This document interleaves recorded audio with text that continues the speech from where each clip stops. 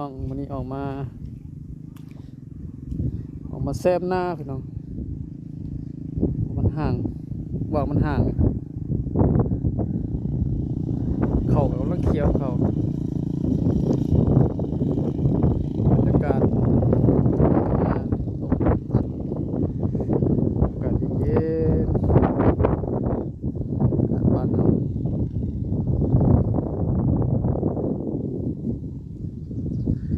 หนาวกลางคืนก็ประมาณ12-13 องศาไปแล้วเย็นเว้นลมพัดบีไม่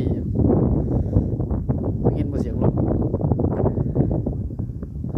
ลมแห้งพอสมควรอยู่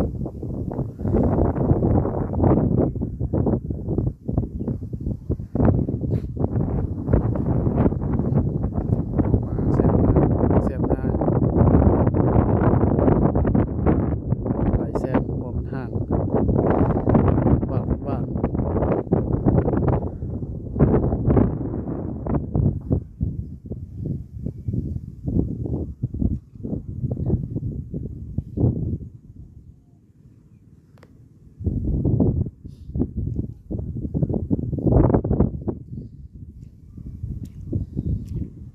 น้ำจนล้น